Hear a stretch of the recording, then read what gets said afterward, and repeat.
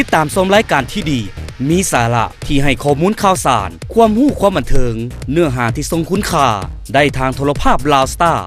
ช่องทางการรับชมสามารถรับชมได้ทุกพื้นที่ทั่วประเทศลาวและอีก26ประเทศทั่วโลกด้วยระบบดาวเทียม C band และ KU band สามารถรับชมรายการย้อนหลังได้ทาง YouTube Loud Star Channel ติดตามการเคลื่อนไหวได้ทาง Facebook Loud Star TV Instagram loudstar_tv www.loudstartv.la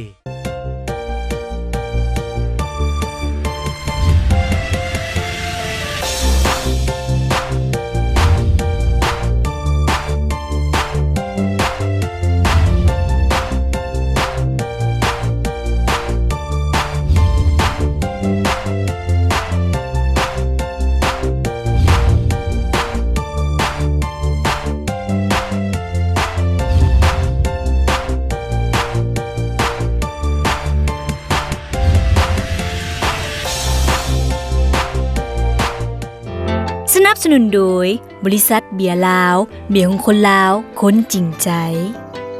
บริษัทลาวโทรคมของคนลาวเพื่อสังคมลาวบริษัทโตโยต้า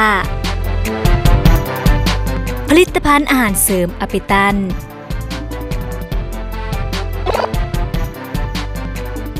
สบายดีขอต้อนรับท่านผู้ชมเข้าสู่รายการเอ็นโซนรายการเอ็นโซนเป็นหลายกว่าข่าวบันเทิงซึ่งว่าต้นรายการแบบนี้นอกกับหนุ่มโจโจ้ที่ว่าตอนนี้หนุ่มโจโจ้ก็ได้ออกมาเคลียร์ระหว่างหนุ่มโจโจ้และสาวอาลีซึ่งว่าประเด็นข่าวนี้หนุ่มโจโจ้จะออกมาว่าเท่าใดเนาะซื้อให้แท้แต่ว่าข้อมูลผิดหาซอที่ผ่านมาก็คือเขาซื้อออกมาให้หาซอก็ต้องได้ล้มกันอะไรช่วงนั้นเป็นช่วงจีบเขาไปแล้วมันเป็นเข้าใจว่าคนในวงการนะแต่ว่าการล้มกันกันแม่นไอ้น้องก็ล้มกันไอ้น้องอะไรหักแพงใกล้ชิดกันตอนนี้ก็ห่างกันห่างกันแล้วเพราะว่าตัวไอ้โจ้เองก็เวียกหลายแล้วก็บ่อยากว่าไอ้โจ้เลือกเวียกหรือว่าบ่เลือกคนหูใจบ่แต่ว่าก็ยังว่าตัวเองเลือกเวียกหลายอีหลีเลยมีเวลากระทั่งเทคแคร์ตัวเองขั้นตอนการจีบขนาดสิกายไปแล้วถ้าถึงขั้นมีเวลาเทคแคร์ของสิกายไปแล้วเขาบอกว่าไอ้โจ้บ่มีหัวใจเมื่อไอ้โจ้บ่มีหัวใจเขาบอกว่าไอ้โจ้เลือกเวียกไอ้โจ้หักเวียกไอ้โจ้บ้าเวียกไอ้โจ้ก็ยอมหักไปว่าไอ้โจ้บ่ได้เลือกเวียกแต่เวียกมันเลือกไอ้โจ้แล้วไอ้โจ้ทีมเวียกในบ่มันเป็นความผิดชอบของตัวเองในเวลาเดียวกันก็ทั้งเวียกทั้งหักพร้อมกันถามว่ามันได้บ่มันก็ได้แต่สำหรับตอนนี้มันบ่ได้ถ้าไอ้โจ้เลือกสิ่งใดสิ่งหนึ่งปุ๊บเวียกก็ต้องพังไปพอปัจจุบันนี้เวียกไอ้โจ้ก็เก้าอย่างเพราะองค์ตรงคือเก้าอย่างเขาเขียนออกมาในนามบัตรเป็นเก้าอย่างเห็ดถามว่าเสียเวลาใดไปยัดใส่ไปอยู่ในบอลที่เป็นคนหักหรือว่าแฟนมันเป็นไปบ่ได้แล้วก็เขาคิดหน้าที่แฟนบ่ได้เต็มที่แน่นอนดีสุดบ่ต้องไปเทคแคร์ไผเทคแคร์ตัวเองให้มันรอดก่อนเนาะเคลียร์กันไปว่าท่านซาเนาะถ้าว่าทางรายการเอ็นโซนเห็นสาวอาลีมื้อใดจะไปสัมภาษณ์สาวอาลีกันอย่างแน่นอนและมาต่อกันกับคำสัมภาษณ์ของสาวเอนิต้ากันแน่ว่าสาวเอนิต้ามีความรู้สึกแนวใดกับการไปถ่ายแบบกับซุปเปอร์สตาร์ของประเทศไทย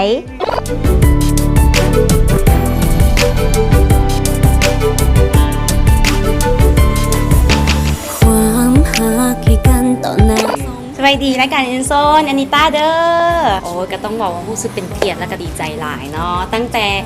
แรกๆเลยที่ว่าทางทีมงานวารสารโชคดีติดต่อเข้ามาก็รู้สึกตื่นเต้นเนาะแต่ว่าใหม่ๆก็คือเขาซ้อหาคิวกันที่มันเหมาะเจาะแต่ว่าพอได้คิวปุ๊บเขาก็ตกลงกันบินไปถ่ายเลยยากมันยากแต่มันเป็นประสบการณ์ที่แปลกใหม่เนาะเพราะว่าในแฟชั่นเซตนี่ก็คือมันจะออกเป็นสไตล์แบบแบลๆจะเป็นส่วนหลายซึ่งปกติอานิต้าบอกเคยได้ถ่ายอยู่แบบนี้ส่วนหลายจะต้องเป็นสไตล์แบบจิกนะแต่ตัวนี้มันไม่ได้เป็นจิกมันก็เลยแบบก็ได้เป็นประสบการณ์ใหม่ๆแหละบ่เคยแต่งแบบนี้มาก่อนเพราะฉะนั้นไหนก็อยากติดตามแฟชั่นเซตนี่อีดีในวารสารโชคดีรู้สึกต้องบอกว่าเป็นเกียรติเลยเนาะซึ่งโดยปกติแล้วอานิต้าเองบอกคอยถ่ายในนิตยสารปกทำอิฐให้กับนิตยสารไหนแต่ตัวนี้ก็คือเป็นปกทำอิฐเลยที่ว่าเขามาร้องกันและกับปรากฏว่าประทับใจเนาะเพราะว่าทางทีมงานผู้ถ่ายทีมงานของวารสารเองคือเป็นมืออาชีพเป็นหลายเฮ็ดเวียกแล้วก็รู้สึกอบอุ่นตั้งแต่เดินทางไปฮอดจนฮอดตอนถ่ายและแฮงไปเจอกับทีมงานตากล้องทุกคนคือแฮปปี้หลายกับการเฮ็ดเวียก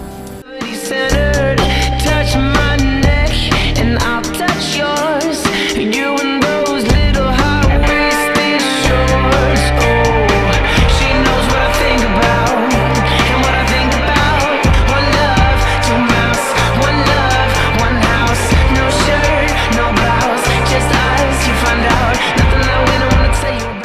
คอมเมนต์ก็จะเป็นบอกว่าอยากเป็นผู้หญิงคนนั้นที่ได้อยู่ในอ้อมกอดของเจมจี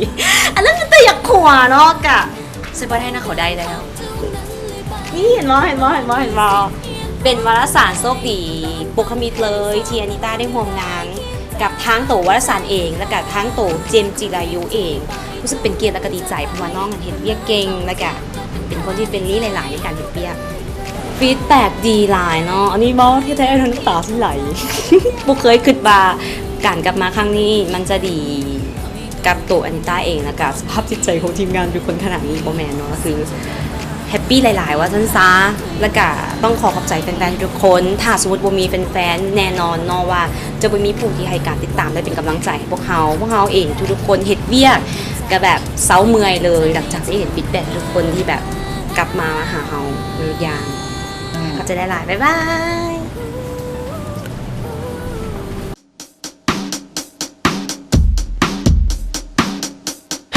All I am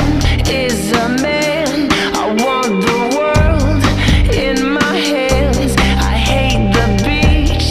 but I stand in California with my toes in the sand. Use the sleeves of my sweater. Let's have an adventure. Head in the clouds, but my gravity centered. Touch my neck, and I'll touch yours. You and those little high-waisted shorts. เดือนนี้ได้ติดตามส้มกันอย่างแน่นอนเนาะกับการถ่ายแบบของสาวอานิต้าและหนุ่มเจมส์จิของประเทศไทยนั่นเอง แต่ว่าตอนนี้ไปพักกันก่อน